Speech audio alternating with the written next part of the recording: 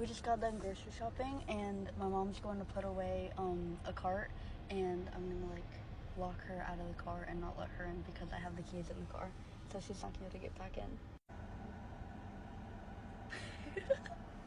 I'm gonna lock the car door.